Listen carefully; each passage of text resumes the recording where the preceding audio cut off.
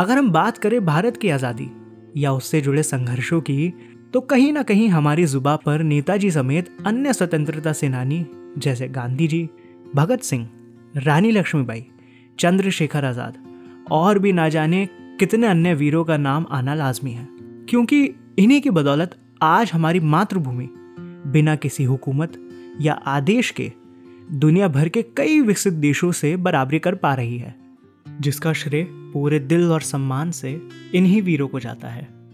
तो चलिए आज हम बात करते हैं इन्हीं में से किसी एक वीर की, जिसके बलिदान और कुर्बानी के चर्चे आज भी हमारे देश में गूंज रहे हैं। नमस्कार, मेरा नाम है करण शर्मा और आप सुन रहे हैं plug in, a podcast by Galgotias university. तो दोस्तों, आज हम जिसकी बात करेंगे उन्हीं का वर्णन उन्हीं के द्वारा दी गई लाइन से है। बहादुरों, बिना कीमत चुकाए इस दुनिया में कुछ हासिल नहीं होता और आजादी की कीमत है शहादत। आज मैं आप सबको कॉल देता हूं, तुम मुझे खून दो, मैं तुम्हें आजादी दूंगा। जय हिंद, जय हिंद। ये सुनकर आपको आइडिया तो लग ही गया होगा कि मैं यहाँ किसकी बात कर रहा हूँ। जी हाँ, मैं बात कर रहा हूँ नेताजी सुभाष चंद्र बोस की। सुभाष चंद्र बोस भारत के स्वतंत्रता संग्राम के अंगदी तथा सबसे बड़े नेता थे। उनके द्वारा दिया गया जय हिंद का नारा भारत का राष्ट्रीय नारा बन गया।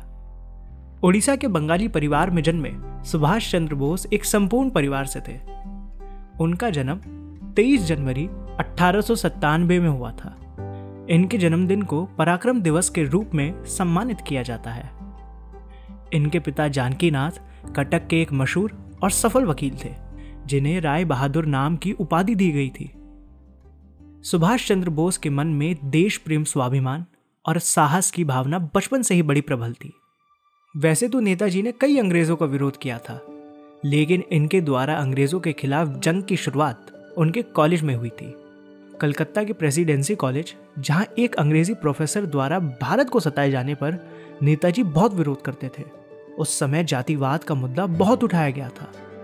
नेताजी सिविल सर्विस करना चाहते थे, लेकिन अंग्रेजों के शासन के चलते उस समय भारतीयों के लिए सिविल सर्विस में जाना बहुत मुश्किल था।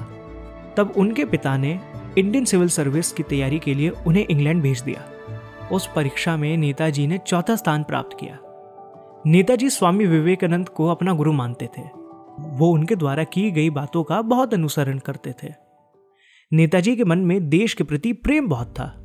वो उसकी आज़ादी के लिए काफ़ी चिंतित थे, जिसके चलते 1921 में उन्होंने सिविल सर्विस की नौकरी ठुकरा दी और भारत वापस लौट आए। उनके एक भाषण में कही गई लाइन्स आज भी मेरी रगों में दौड़ती है।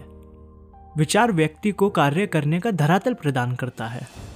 उन्नतिशील शक्तिशाली जाति और पीढ़ी की उत्पत्ति के लिए हमें बेहतर विचार वाले पद को अपनाना होगा, क्योंकि जब हमारे विचार महान, सहस्यपूर्ण और राष्ट्रीयता से परिचित होंगे, तभी हमारा अंतिम संदेश व्यक्ति तक पहुंचेगा। नेताजी के बारे में जितना कहूं उतना कम है। आखिर इनके संघर्षों के किस्से भी तो अनंत है। देशभक्ति में लीन और अंग्रेजों को निडरता से चुनौती देने वाले इस पराक्रमी वीर ने भी प्यार किया था। वो प्रेम जो उनकी साधना थी, उनकी प्रेरणा थी। इस शुद्ध और समृद्ध प्यार की शुरुआत कुछ इस प्रकार हुई थी। सवियन अवज्ञान आंदोलन के दौरान जेल में बंद सुभाष चंद्र बोस की तबीयत फरवरी 1932 में खराब होने लगी थी। इसके बाद ब्रिटिश सरकार उनको इलाज के लिए यूरोप भेजने पर मान गई थी। इलाज कराने के साथ साथ उन्होंने तय किया कि वह यूरोप में रह रहे भारतीय छात्रों को आज़ादी की लड़ाई के लिए एकजुट करेंगे। इसी दौरान उन्हें एक यूरोपियन प्रकाशक ने द इंडियन स्ट्रगल किताब लिखने का काम सौंपा, जिसकी वजह से उन्हें एक सहयोगी की जरूरत महसूस हुई, जिसे अंग्रेजी के साथ साथ टाइपिंग भी आती हो। बोस के दोस्त डॉक्टर माथुर ने उन्हें 2 लोगों का रेफरेंस दिया। बोस ने उन दोनों के बारे में मिली जानकारी के आधार पर एक बेहतर उम्मीदवार को बुलाया, लेकिन इंटरव्यू के दौरान वह उससे संतुष्ट नहीं हुए। तब दूसरे उम्मीदवार को बुलाया गया। ये दूसरी उम्मीदवार थी 23 साल की एमिली शेंकल्स। एमिली ने जून 1934 से सुभाष चंद्र बोस के साथ काम करना शुरू कर दिया। बेखबर बोस पहचान न पाए अपनी जिंदगी की नई शुरुआत। नींद उड़ी, चैन उड़ा जब हुई उनसे पहली मुलाकात। देश प्रेम के साथ जुड़ने जा रहा था शेंकल का प्यार। सभी मुश्किलें व चुनौतियां थी दोनों को स्वीकार। कैसा भाव था उनके मन में एमिली को लेकर, इसको किया बयां उन्होंने जब लिखे लव लेटर। एमिली उन्हें मिस्टर बोस लिखा करती थी, जबकि बोस उन्हें लिखते थे मिस शेंकल। उन पत्रों में जाहिर इकुलाहट के चलते ही जब दोनों अगली बार मिले तो सुभाष और एमिली ने आपस में शादी कर ली। ये शादी कहाँ हुई, इस बारे में एमिली ने कृष्णा बोस को बताया। उनके 27वें जन्मदिन पर यह शादी ऑस्ट्रिया के बैडगस्टीन में हुई, जो उन दोनों का पसंदीदा रिजॉर्ट हुआ करता था। हालांकि दोनों ने अपनी शादी को गोपनीय रखने का फैसला किया। इस शादी को गोपनीय रखने की संभावित वजहों के बारे में रुद्रांश मुखर्जी ने लिखा है कि बहुत संभव रहा होगा कि सुभाष इसका असर अपने राजनीतिक करियर पर नहीं पड़ने देना चाहते थे। किसी विदेशी महिला से शादी की बात आने पर उनकी छवि पर असर पड़ सकता था। लेकिन नियति का ये कैसा खेल था। 1934 से 1945 के बीच दोनों का साथ महज 12 साल तक रहा, लेकिन इसमें से वो दोनों साथ केवल 3 साल से भी कम रहे। उन दोनों की प्रेम की निशानी के तौर पर 29 नवंबर 1942 को उनकी बेटी का जन्म हुआ, जिसका नाम उन्होंने अनीता रखा।